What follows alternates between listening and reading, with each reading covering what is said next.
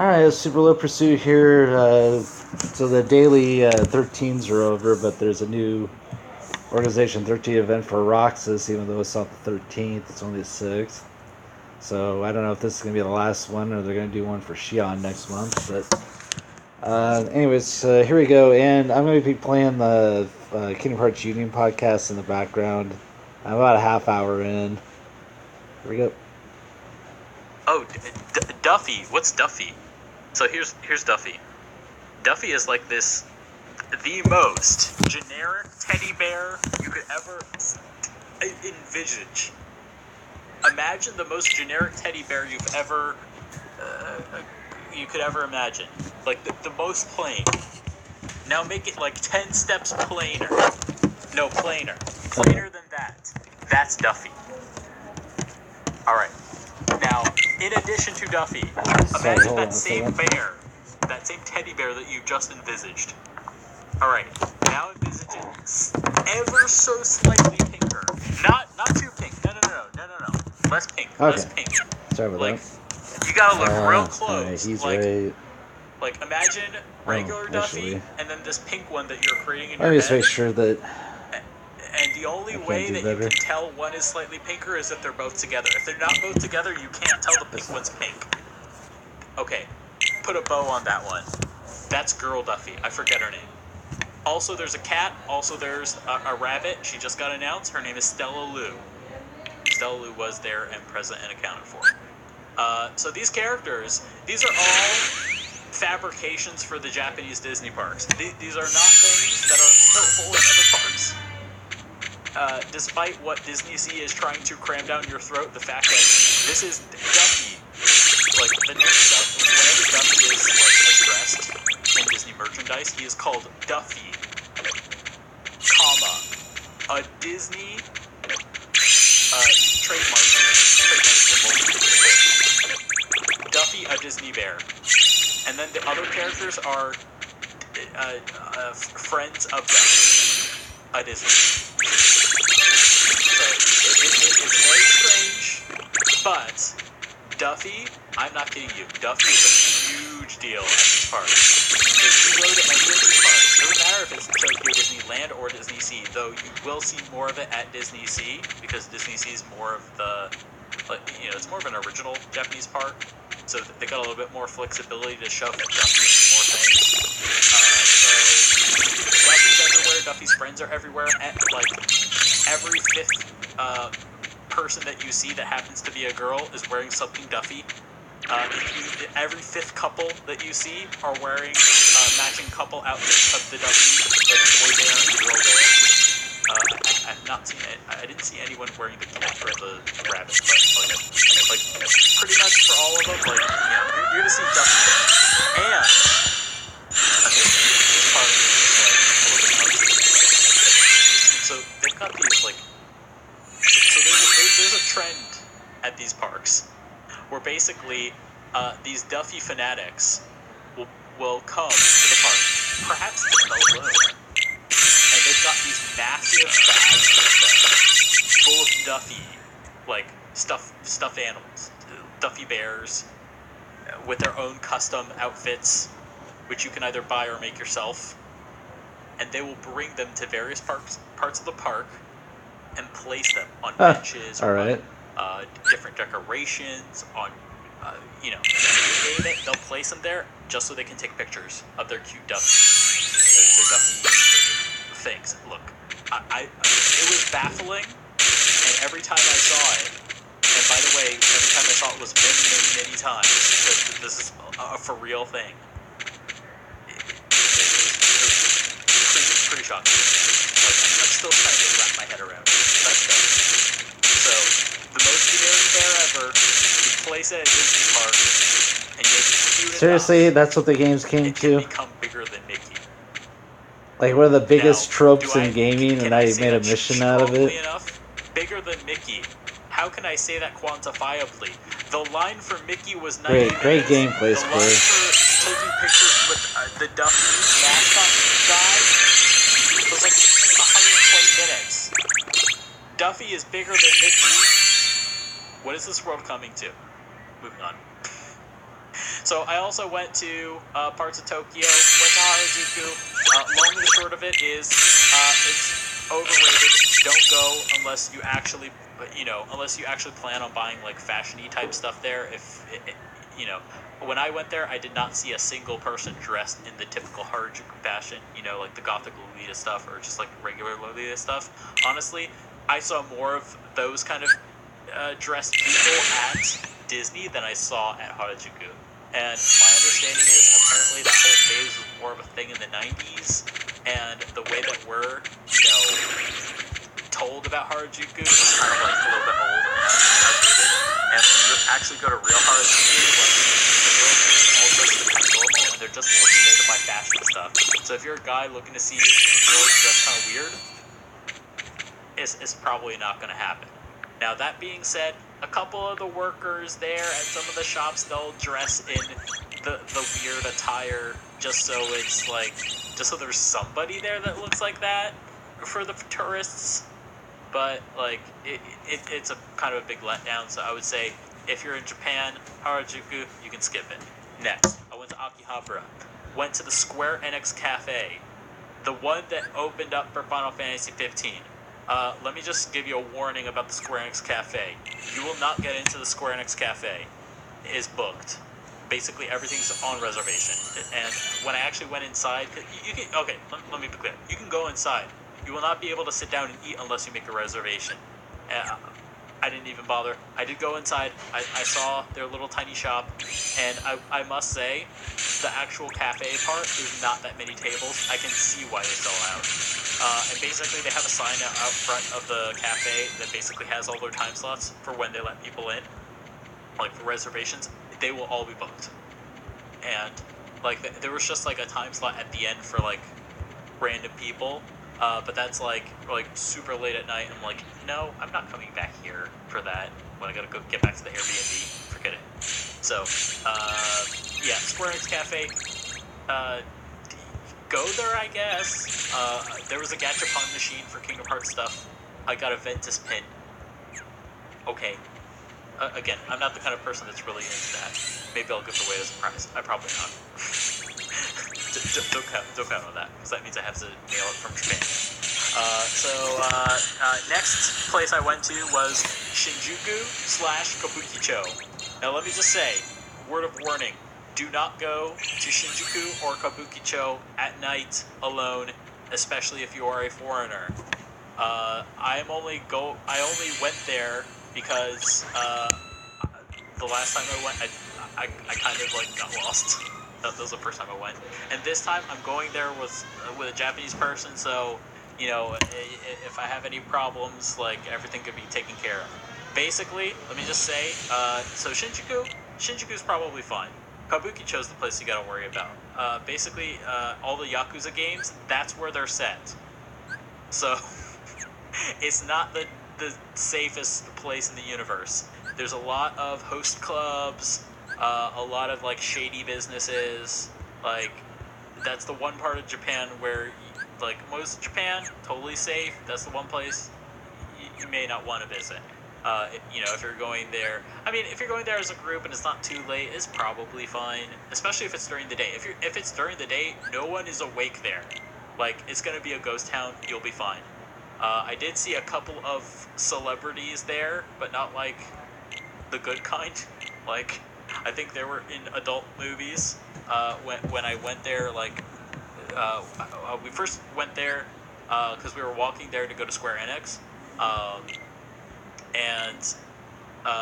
when we were first walking through there, it was before sunset, and, like, nobody was there, and that's when I saw the apparent celebrities that were in adult films. My travel companion pointed them out to me, and then we went to Square Enix, and then on our way back, that's when, like, things were lit. And I say that in a literal and figurative sense, because there's a ton of lights there, and also lit as in, like, the millennial vernacular version of that word. I also went to Kabukicho specifically because I'm a big fan of Ryuga Gotoku, aka the Yakuza series, so I wanted to take a bunch of really stupid otaku photos of me just in places that I remember from Yakuza, specifically the Don Quixote in Kabukicho. And let me just say, if you've played any of the Yakuza games that are set in Kamurocho, which I think pretty much all of them, and you've been to the Don Quixote, let me just say, the entrance is identical.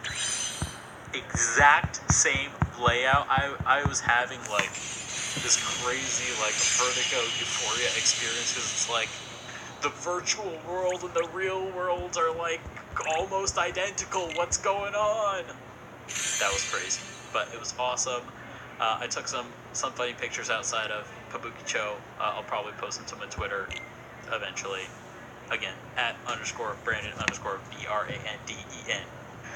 So yeah, Shinjuku, Kabukicho. Oh yeah, by the way, went to Square Enix. It's not my first time going there. If you go to Square Enix, you are not going to see anything important. But if you're dumb like me and you want to get a picture with a sign, there is a sign that says Square Enix.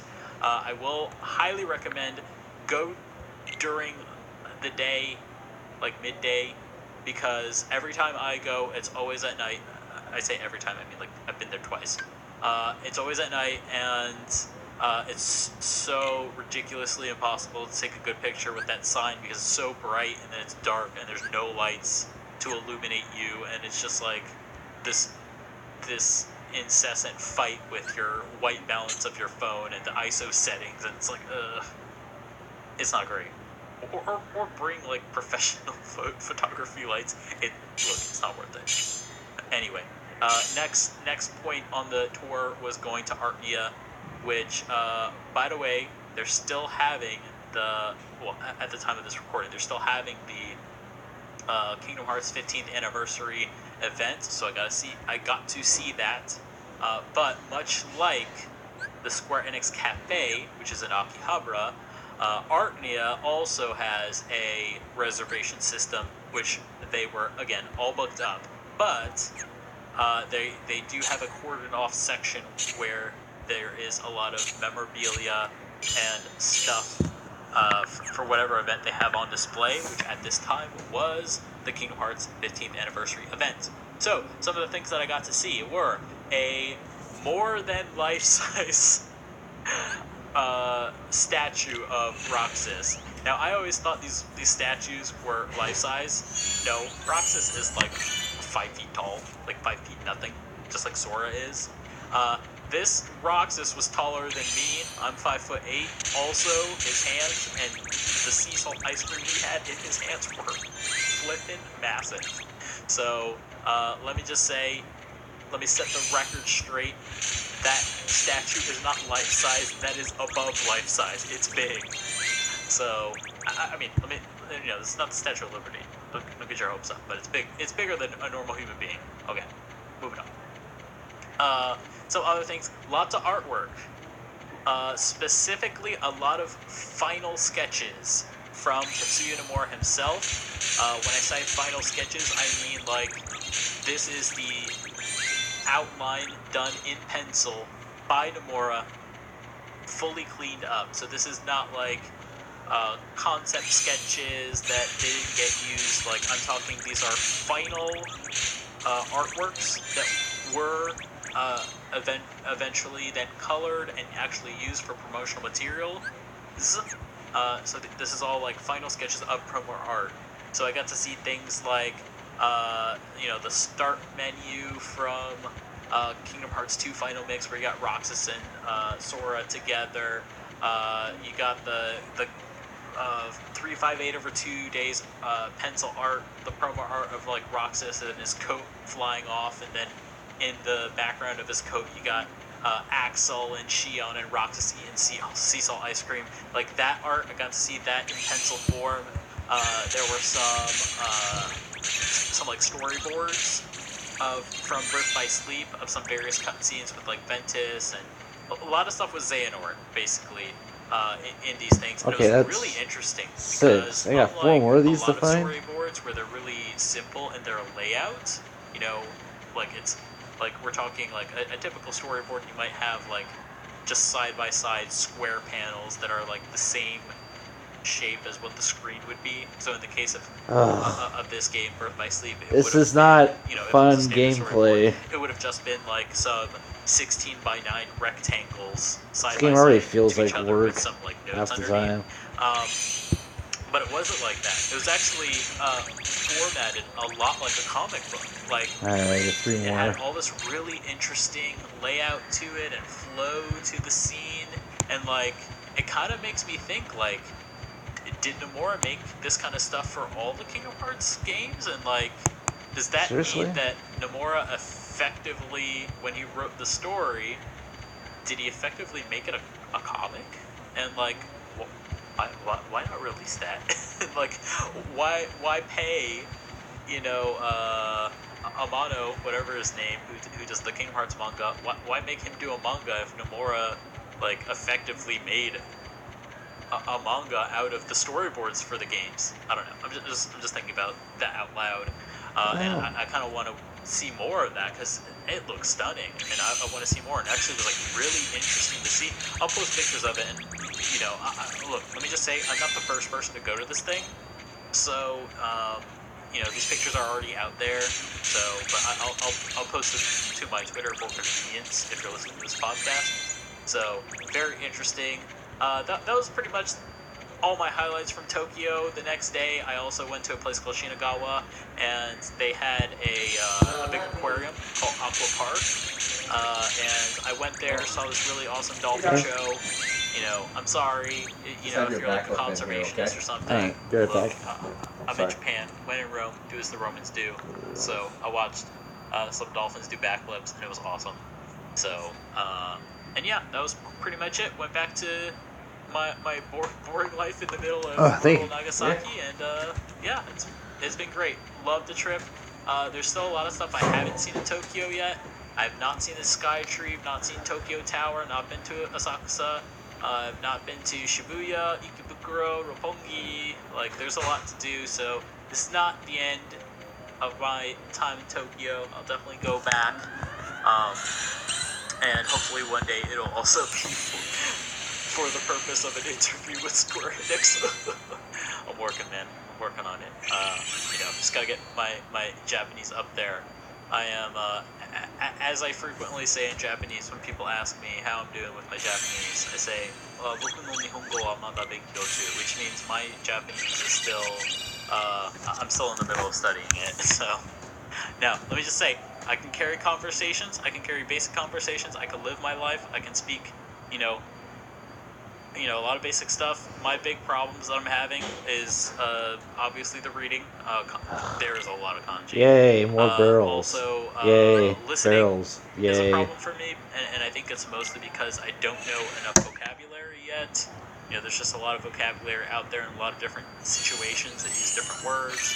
So I feel like I can say a lot, but when Japanese people speak to me in a natural fashion, I miss a lot of it. But I am generally able to have conversations. Seriously, with I think they're just people. trolling the. I've hung out with Japanese people that spoke no English, and I've had a great time. So,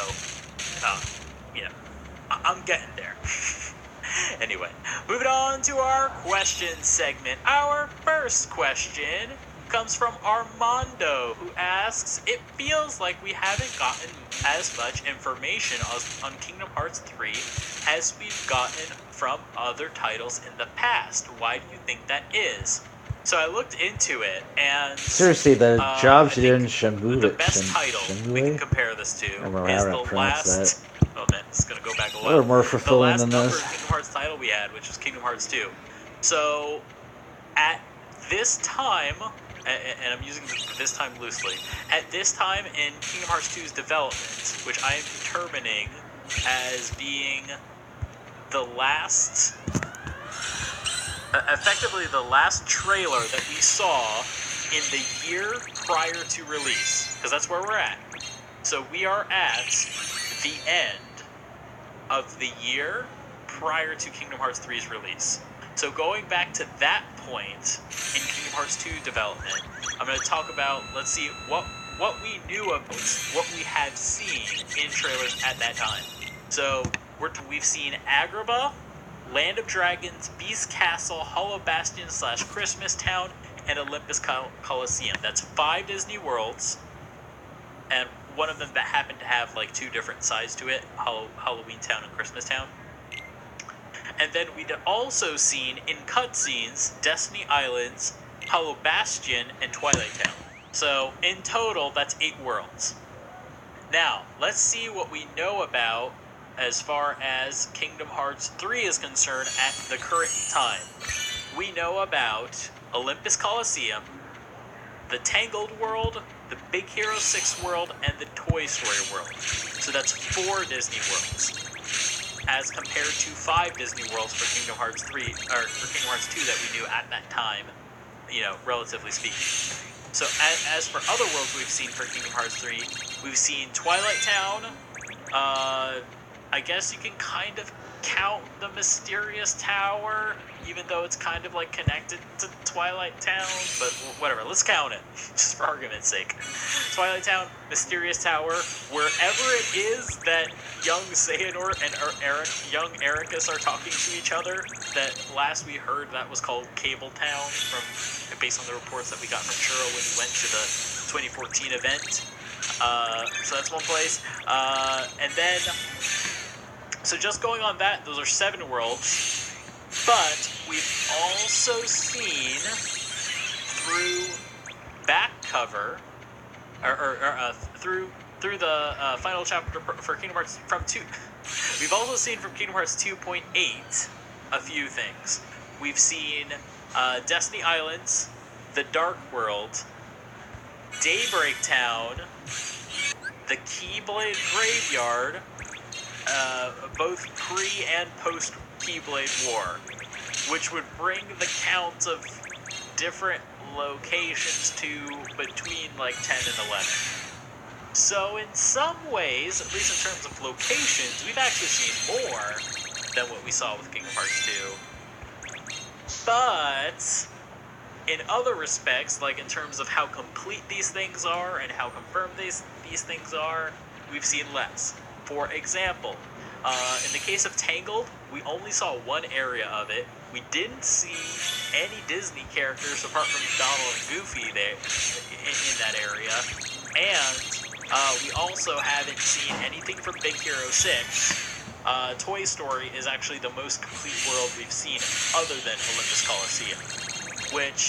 So if you take it all into consideration, my analysis of it would be that, yeah, we've seen a little bit less, but I would also say, if we're going back to what Nomura was talking about not too long ago, Kingdom Hearts 3 will have less worlds than Kingdom Hearts 2 had. So if we also factor that in, the fact that it has less worlds, then maybe it kind of evens out to, we kind of know as much as we did back then. Like, if you really think about what we knew about Kingdom Hearts 2 back in 2004, it actually wasn't that much.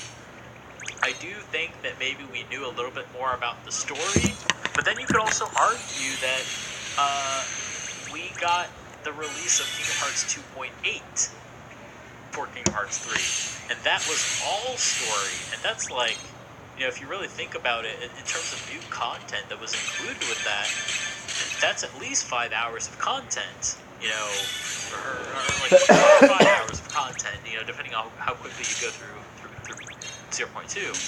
So, I mean, I think it all sort of evens out, but of course, it all depends on like how much of the stuff that's in 0.2 and back cover and all that stuff, how much of that gets reused in Kingdom Hearts 3, how much of that carries over, and that's currently kind of an unknown quantity. So I think it personally kind of evens out, but it's again, we're kind of comparing apples and oranges at this case, and that's kind of always going to be the case because they're different games. They might be roughly the same developers, and at least it's the same lead staff and producer, but they're still different projects with different constraints and different goals. And I think that's the other thing. So if we have, in fact, been seeing less, I would say the reason we have, and at least the reason we've had more quote quiet times in the PR for this game. The reason for that is because game development has taken longer, and also this is a much bigger, harder project than Kingdom Hearts 2 ever was, or any of the Kingdom Hearts games were. And when I say bigger, I don't necessarily mean in volume of what we're going to get. I'm not going to try to upsell you on that before we have the final product. I mean, it's a bigger project as in it's a bigger undertaking for Square to make this game, because they're dealing with a new engine. Even though they're not making the engine, they're dealing with a new engine.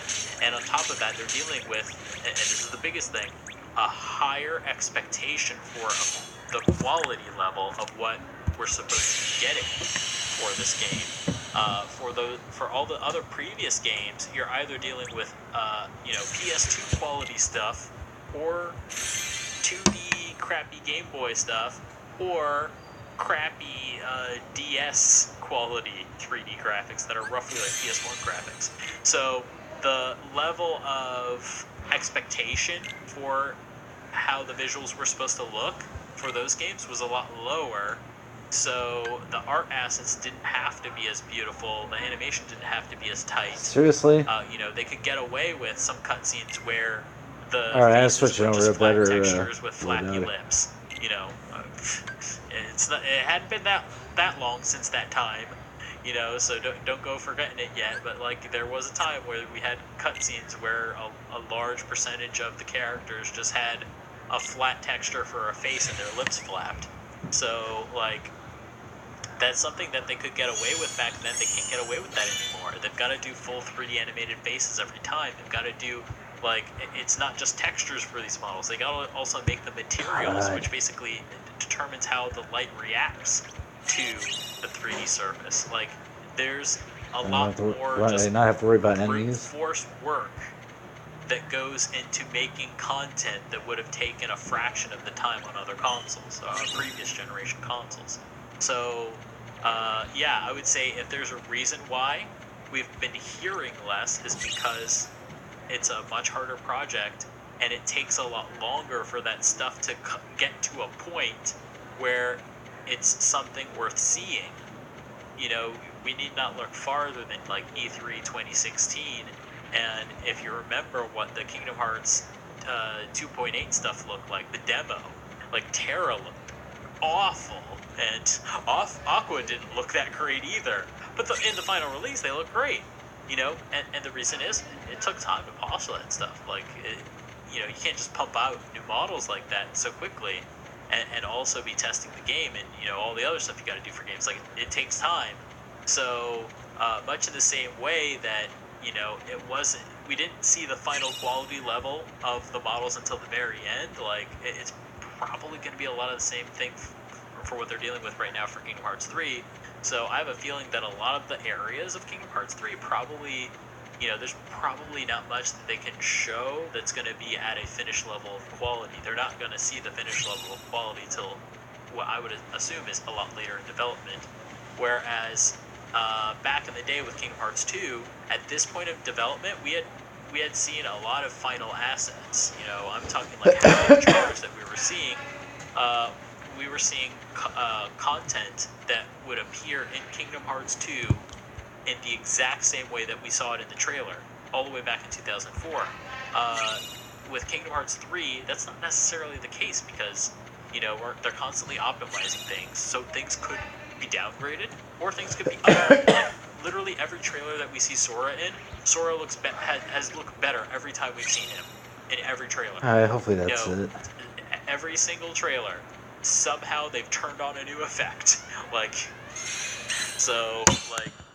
Kingdom Hearts 3 looks different every time we see it, and towards that end, I have a feeling that's probably why we haven't been seeing much, because they're probably not done polishing, because it takes a lot longer to polish these things than it did back in the day. So, that's pretty much what I think is the reason for that.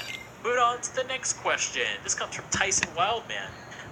Could you see Sora or any other Kingdom Hearts characters come to Super Smash Bros. At any point in time? My opinion on this is, if the next Smash Bros. Game is just Super Smash Bros. Sorry, 4, I thought I had that up all the way. but ported to the Switch. So like just a Switch, effectively just a Switch port of, Super Smash Bros. Like Super Smash Bros. Deluxe, if you will. I would say he won't appear in that. If, on the other hand, there is a Super Smash Bros. 5 and Kingdom Hearts 3 gets confirmed to release on the Switch, I would say absolutely they're going to make Sora work. Now, from a legal standpoint, it's going to be a lot harder than what they did to get Cloud in the game because, you got Disney involved. But I think they'll make it happen. Clearly, Tetsuya Nomura and Masahiro Sakurai, the director of Smash Bros., they're clearly tight enough that they got Cloud in Smash Bros. 4, and Cloud's never been on the Switch. So if that's the case, and Kingdom Hearts 3 does come to the Nintendo platform, I think there's going to be a pretty good chance that Sora will come. And a lot of people have been asking for Sora, and after Cloud, what other Nomura character do you definitely want to be seeing on the platform? And in terms of Square characters, the only other character that really pops up that's kind of recent is Noctis, and he's going to Tekken 7, so that'd be kind of weird if he's also there. It's not to say that can't happen, but you didn't see Cloud in Tekken 7. They picked Noctis because for whatever reason, maybe Hirata likes Tabata. I don't know. Hirata Tabata. What a wonderful name. Da-da-da. Sounds like Hakuna Matata. Anyway, moving on. This last question comes from Otaku Tamaki. And they ask, hey guys, it just dawned on me. So, with the Ansem reports, there are 13 that are canon, including in Final Mix and the proper Kingdom Hearts 1. But there are also 13 members of our favorite organization. 13 Darknesses. Is there something significant about this number popping up everywhere? Or is it purely coincidence? Or should we just, as is always easier to say, just say Nomura? I will say, yes, let's first start, and I'll collectively say it's Nomura. But now that we're done with that. Yeah, when it comes to the number 13, it just has, in terms of, mythology and just general human history, the number 13 comes up in a lot of mythology as being a number related to darkness, a number related to unluckiness.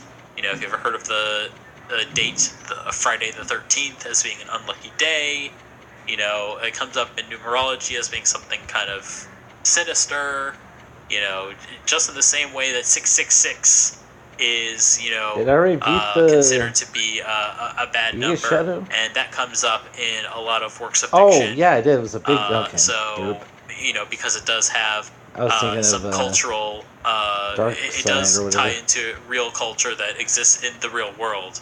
So I would say that's probably just the main reason, and anytime Nomura wants to number something, I guess he chose the number 13, and maybe he didn't know what it was going to refer to at the time, but then as things went on, he decided to include it more.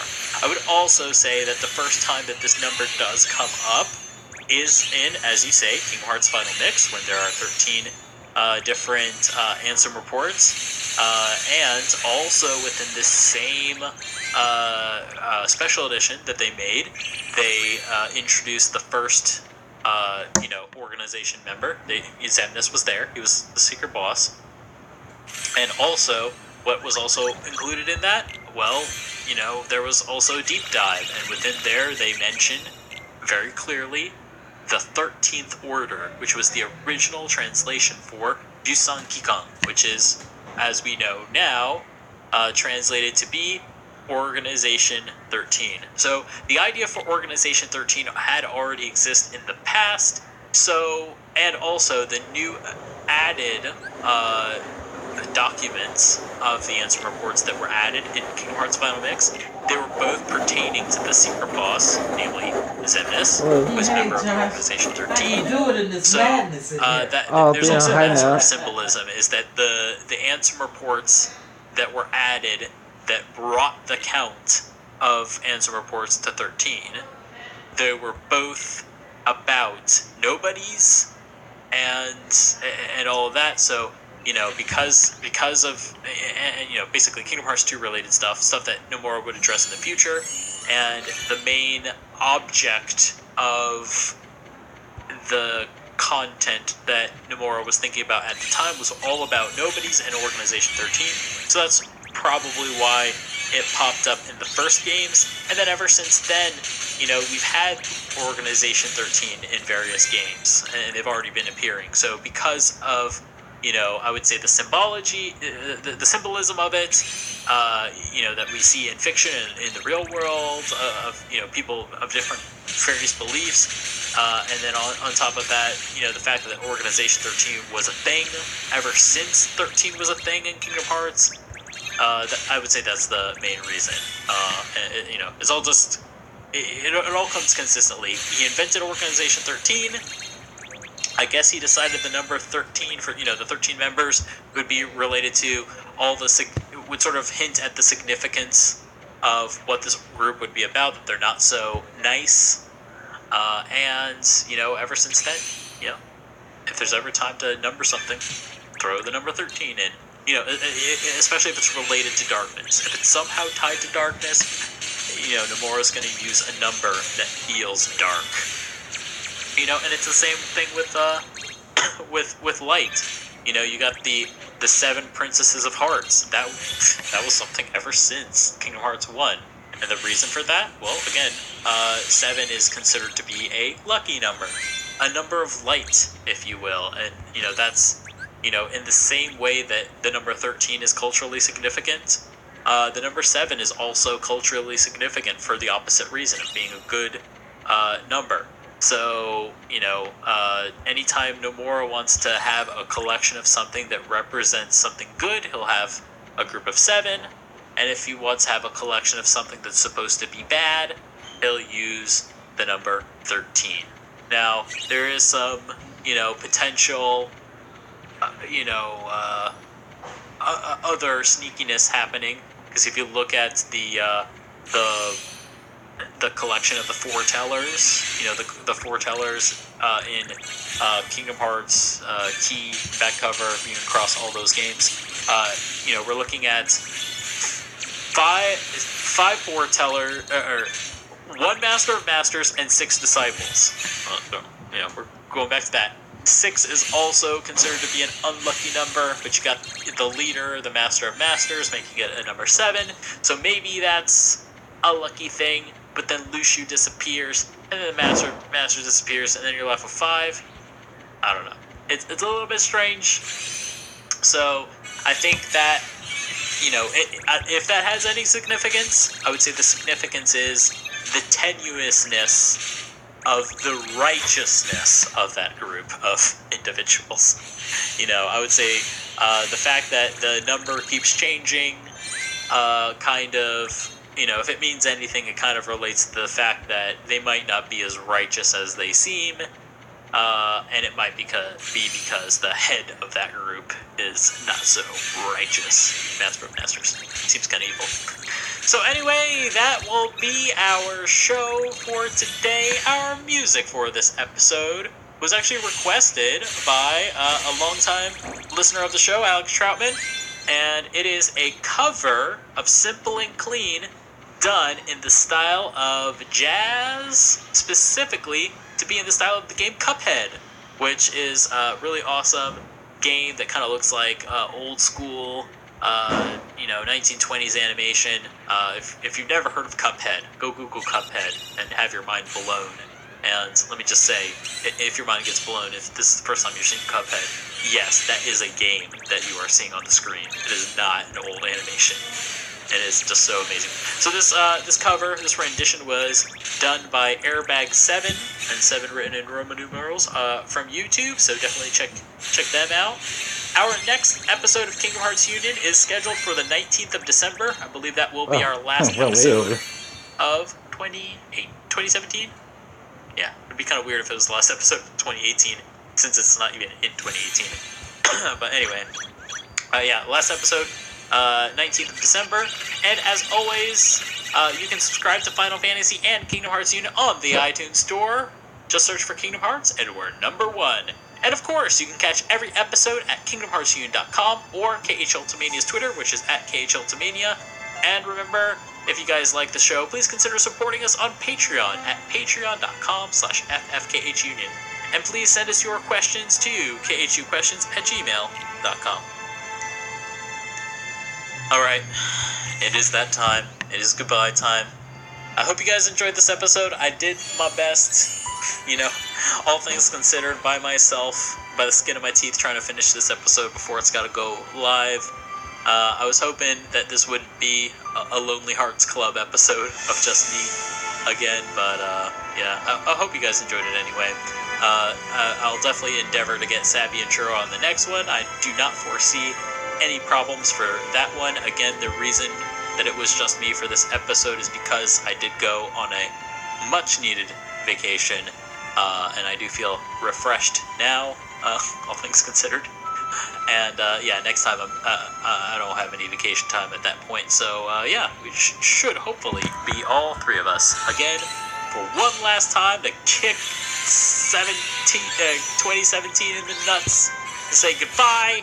You don't have enough news. Thanks for the Toy Story announcement, but we're going on a 2018 where we're going to play Kingdom Hearts 3! I hope to do that together with Sebby and Churro next time. So anyway, I'm Brandon, saying goodbye. This has been a KingdomHeartsUnion.com production.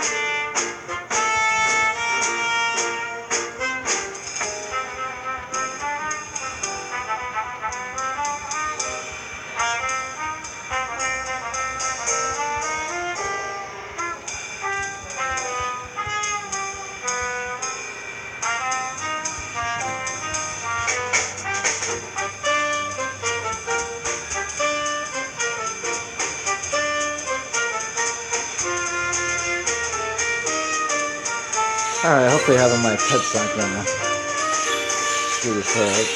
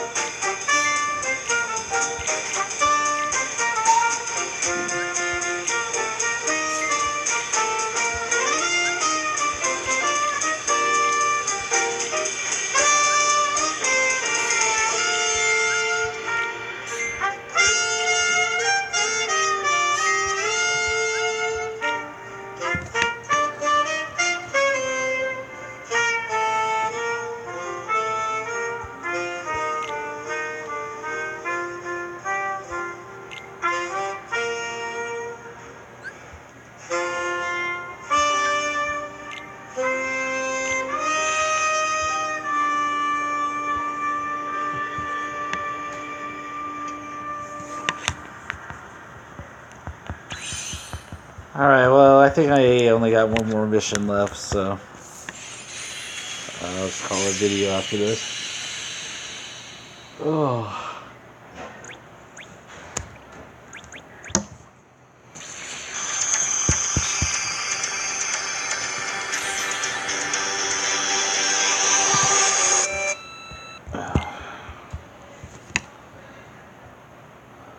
So yeah, it's looking like if you didn't pull Kyrie EX, this event's probably gonna be pretty tough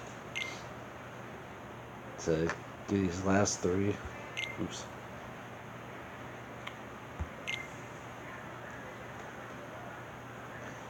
Alright, let's finish this. Dark side, feat 6, large scale heartless.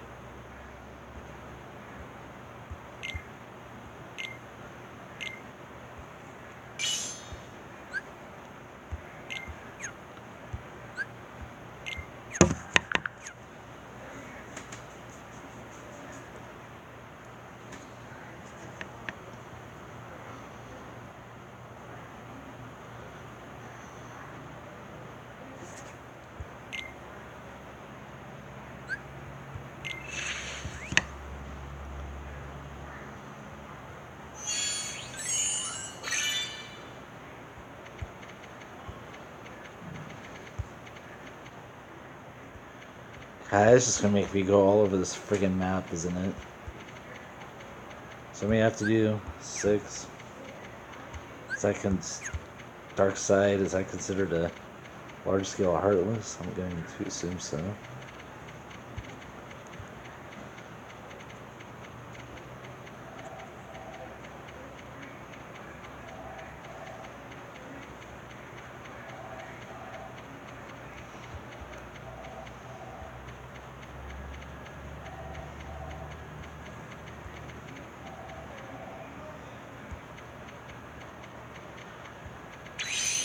Oh, so basically I gotta take out 6 bosses.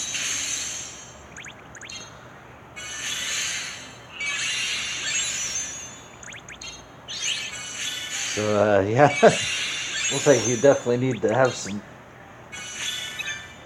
metals that can deal with counters. So hopefully you pulled something, EX. Or you're probably gonna be stuck.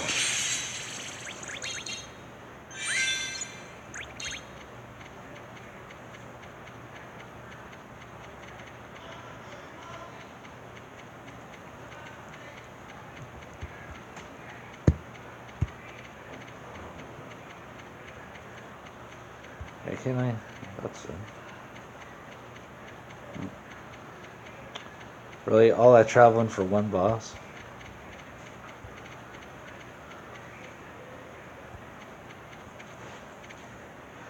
Alright, but we go left.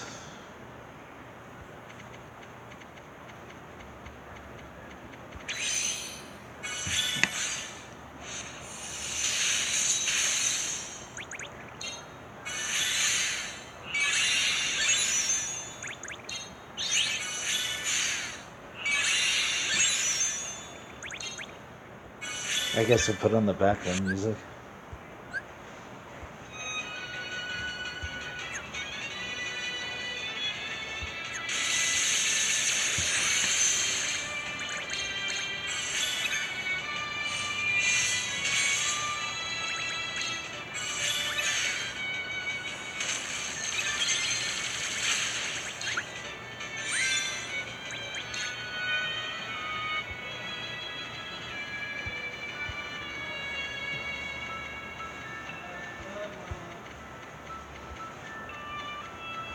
Well, I assume the target's in that room, so let's go back.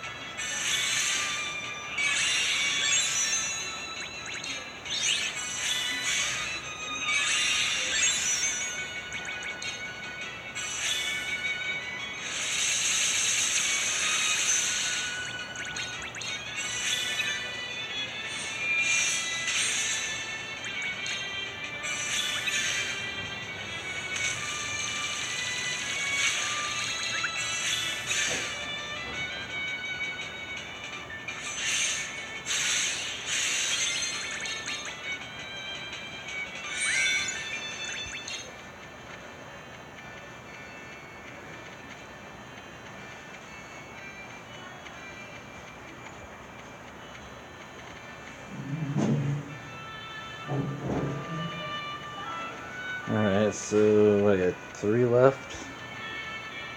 I'm kind of zoning out.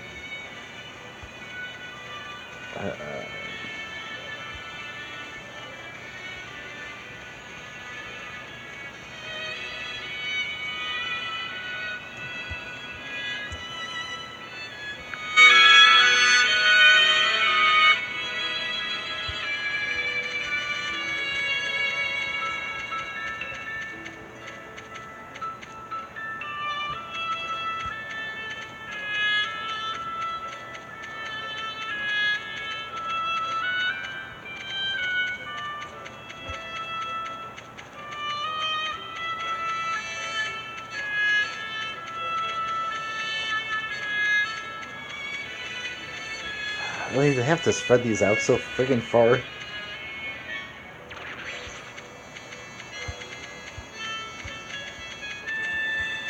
Alright, so I got you, and I guess there's 2 more up there, hopefully.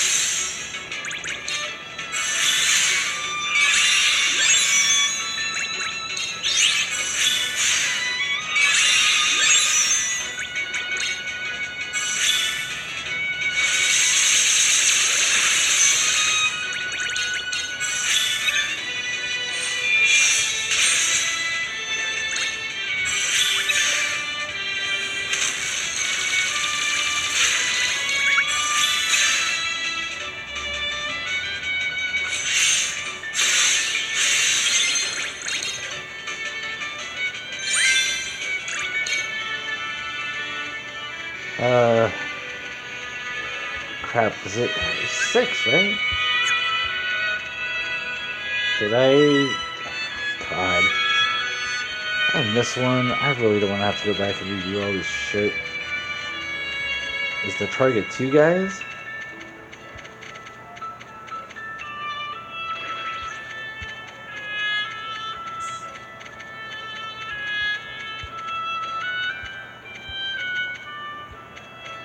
Oh. Trying to F with me.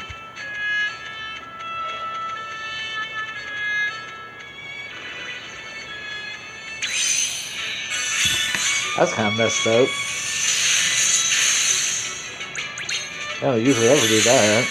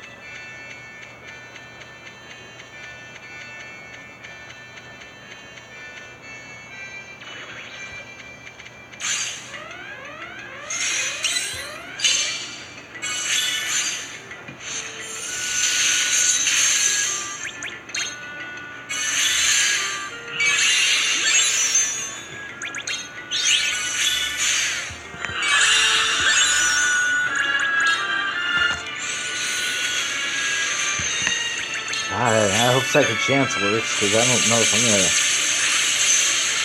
gonna one-shot this guy.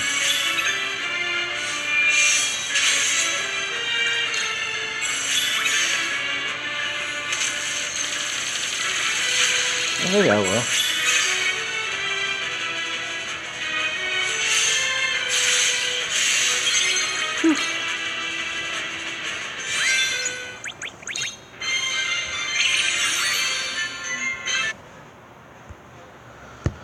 Alright, let's verify this is it, and then move on with my life.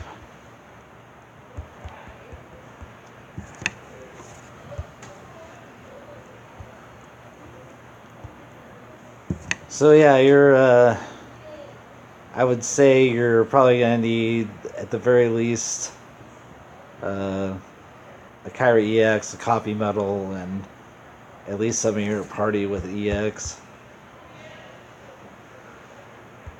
And probably second chance, or something along those lines wouldn't hurt. Alright, let me just cream this guy really quick, and then I'm going to stop the video.